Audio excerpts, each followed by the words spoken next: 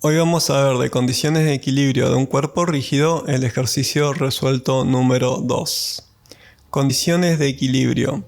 Una grúa hidráulica con una capacidad de carga de 25 toneladas está formada por una pluma de 15 toneladas de masa y 3 etapas telescópicas de 10,8 metros de largo cada una.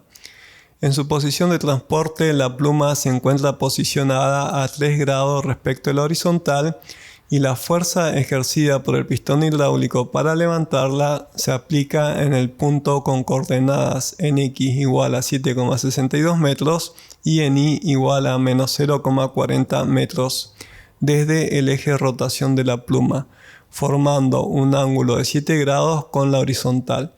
Calcular A. ¿Cuál es el diagrama de cuerpo libre de la pluma? B. ¿Cuál es la magnitud de la fuerza mínima que debe aplicar el pistón hidráulico para empezar a levantar la pluma? Bien, acá tenemos a esta grúa, que es una grúa de verdad, y lo que vamos a hacer es un zoom para analizar mejor el ejercicio. Acá tenemos esta grúa y lo que tenemos que calcular es qué fuerza tiene que hacer este pistón para empezar a levantar la grúa.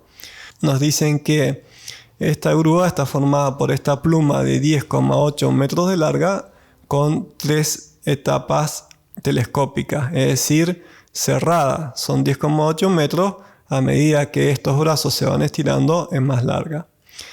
El peso total de toda esta pluma es de 15 toneladas, que son 15.000 kilogramos, y nos dan este punto de aplicación de la fuerza con el ángulo de inclinación para poder calcular la magnitud mínima para que empiece a levantarse. En principio iba a ser un ejercicio más sencillo, pero por usar esta grúa de verdad, donde la fuerza se aplica desplazada del eje de la pluma, se va a complicar un poquito más. Lo que vamos a hacer es dejar esta animación quieta para analizar parte por parte. Lo primero que tenemos que notar es que el eje de rotación de esta pluma está acá. Y acá vamos a poner los ejes coordenados X e Y porque las medidas de este punto están tomadas con respecto a este eje de rotación. Además nos indican que el ángulo de inclinación de la pluma es de 3 grados. Nos dan el ángulo de aplicación de este pistón hidráulico que fíjense que está desplazado con respecto a la horizontal.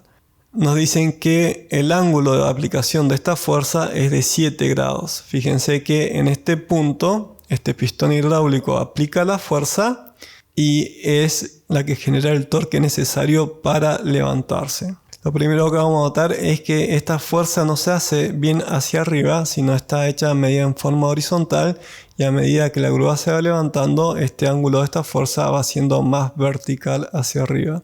Si a la fuerza la corremos, en vez de poner apuntando al punto, ponemos como si estuviera estirando, que es lo mismo, este ángulo es de 7 grados. Además, vamos a tener que calcular el centro de gravedad, pero como esto es básicamente una varilla larga, el centro de gravedad está a la mitad.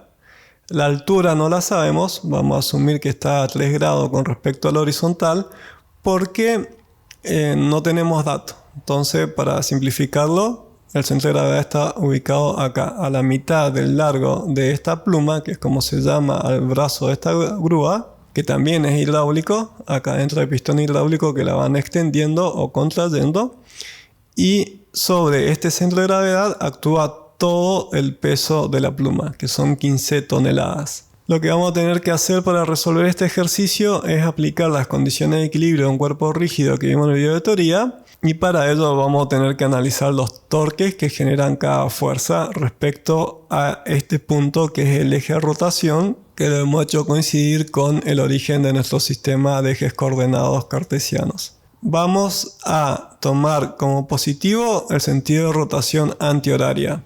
Yo lo voy a hacer así, si lo quieren hacer al revés, le va a dar el mismo resultado.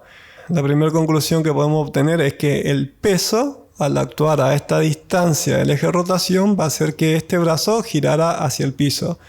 Si el camión no estuviera, este brazo giraría hacia el piso por la acción de este peso que produce un torque que genera una rotación en este sentido. Pero el torque, como aprendimos en la lista de reproducción anterior de dinámica rotacional de un cuerpo rígido, no es este vector, es un vector que está en el eje de rotación. Para calcularlo, vamos a tener que dibujar el vector de posición del punto de aplicación de la fuerza del peso, que es un vector que va del eje de rotación perpendicularmente al punto de aplicación de la fuerza, que es donde actúa el peso, que es el centro de gravedad.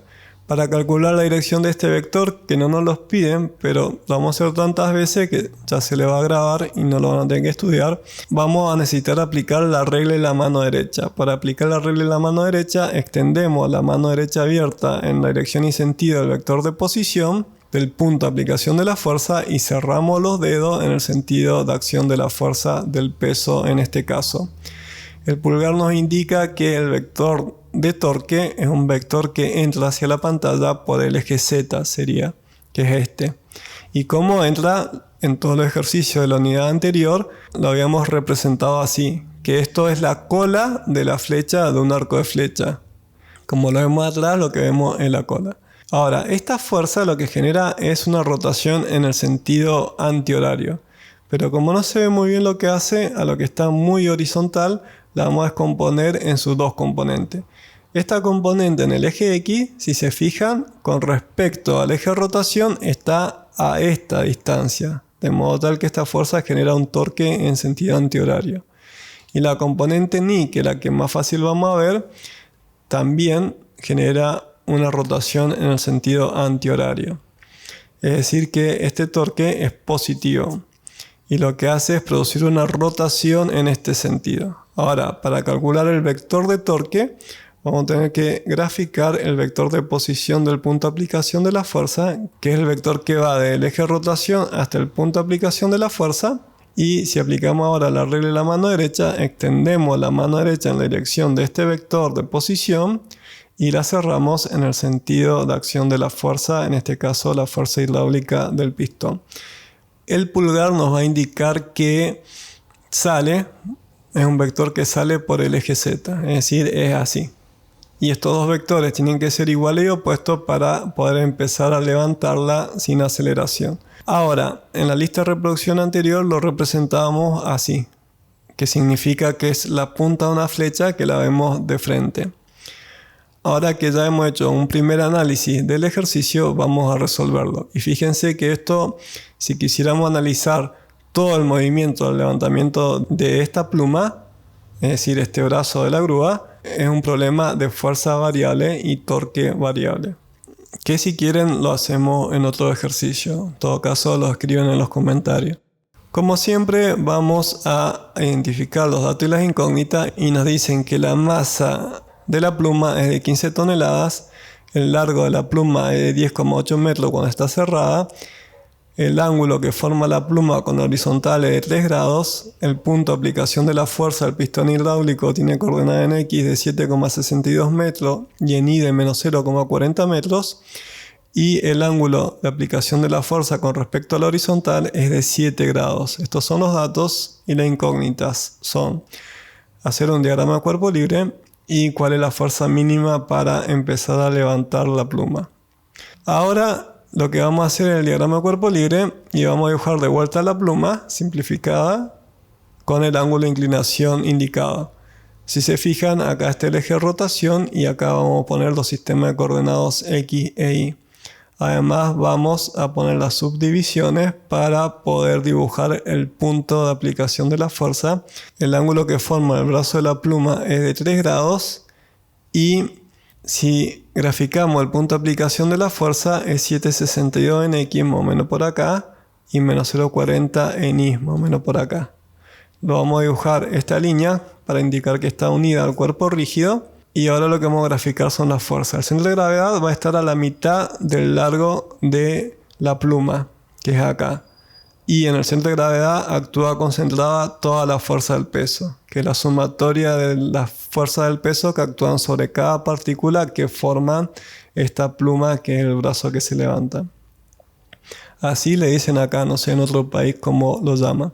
Ahora, en este punto aplicamos la fuerza hidráulica, que es la que levanta. Y como reacción a estas dos fuerzas, el apoyo lo que va a producir es una reacción normal que va a estar inclinada, porque tiene que contrarrestar la suma vectorial de estas dos fuerzas.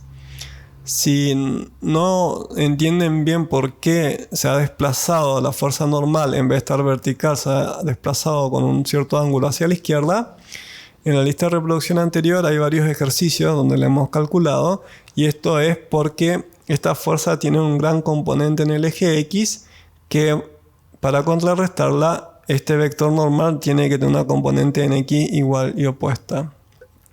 Ahora sí, una vez que ya hemos realizado este diagrama de cuerpo libre, vamos a resolver el punto B. El punto B nos dice cuál es la magnitud de la fuerza mínima que debe aplicar el pistón. Vamos a poner a nuestro diagrama de cuerpo libre, acá tenemos los datos, y lo que vamos a hacer ahora es aplicar la segunda condición de equilibrio para un cuerpo rígido, que es que las sumatorias de torques netos que actúan sobre el cuerpo, en este caso la pluma, sea igual a 0. Para hacer sumatoria de torque volvemos al diagrama de cuerpo libre.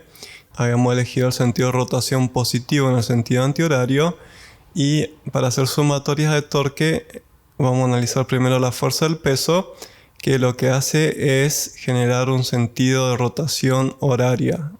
Quiere decir que este torque va a ser negativo, y para calcularlo vamos a necesitar saber el vector de posición del punto de aplicación de la fuerza, que es el centro de gravedad, de modo tal que nos va a quedar menos la magnitud del vector de posición, que es el vector que va desde el eje de rotación hasta el punto de aplicación de la fuerza, por la magnitud del peso por el ángulo que forma este vector de posición con el peso. Para verlo más claramente vamos a extender al vector de posición y vamos a trazar el ángulo phi, que si la pluma está levantada a 3 grados respecto al eje X y el vector peso actúa en el eje menos y, van a ser 93 grados. Ahora, la fuerza F, que es la fuerza hidráulica, genera un sentido de rotación antihoraria en la pluma, por lo que el torque va a ser positivo. El vector de posición de la fuerza va a ser el vector que va del eje de rotación hasta el punto de aplicación de la fuerza, que es donde está unido el pistón hidráulico con la pluma, por la magnitud de la fuerza por el seno del ángulo. Para ver el ángulo que forma el vector de posición con el vector de la fuerza, extendemos el vector de posición y medimos el ángulo alfa hasta la fuerza.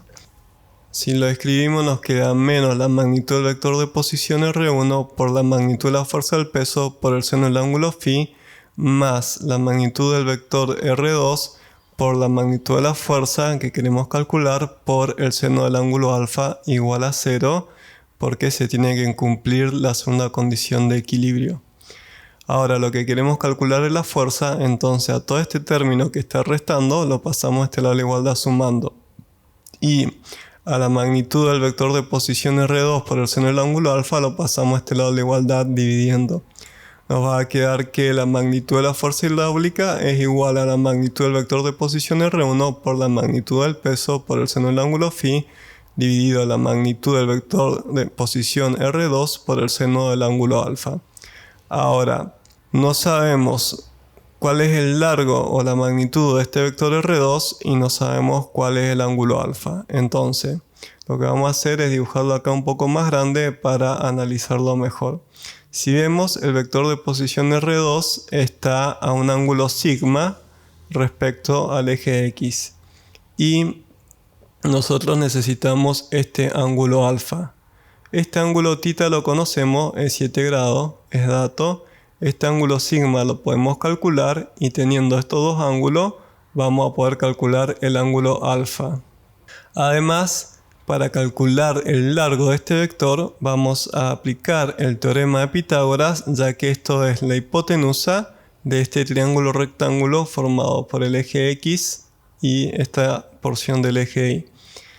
Quiere decir que aplicando Pitágoras nos va a quedar que la magnitud del vector de posición R2 es igual a 7,62 metros elevado al cuadrado más menos 0,40 metros elevado al cuadrado, todo esto adentro de una raíz cuadrada. Es decir, La magnitud del vector de posición R2 es igual a la raíz cuadrada de 7,62 metros elevado al cuadrado, que es la coordenada en X del vector, más menos 0,40 metros, que es la coordenada en Y del vector, elevada al cuadrado. Hacemos esta cuenta y nos queda que la magnitud del vector de posición es igual a 7,63 metros. Acuérdense que la magnitud es el largo del vector.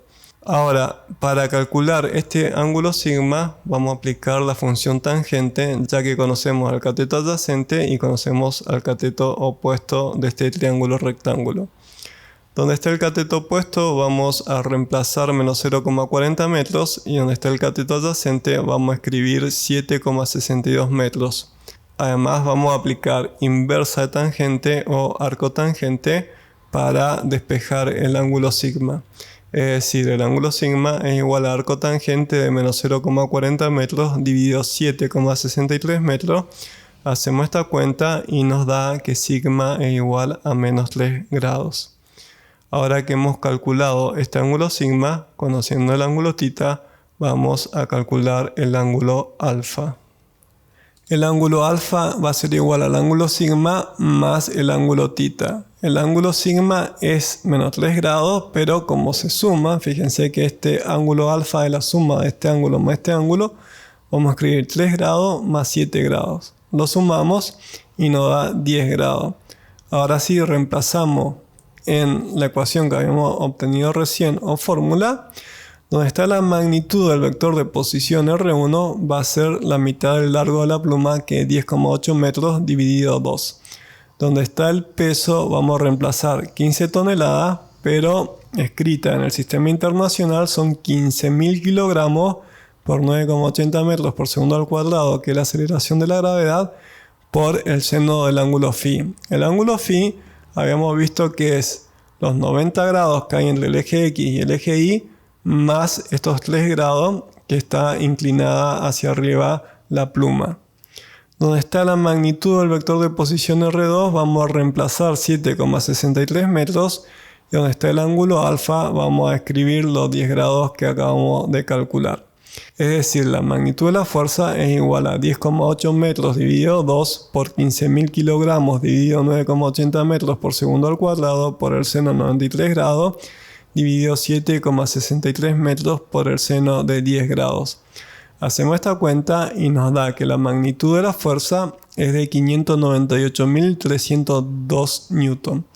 Bien, fíjense que es un valor grande y si hacen cuenta es casi 4 veces mayor al peso. Es decir, para empezar a levantar este brazo de la pluma, que es la grúa, hay que hacer casi una fuerza 6 veces mayor al peso de la pluma. Pero a medida que esta asciende, la fuerza disminuye porque los ángulos de aplicación van cambiando.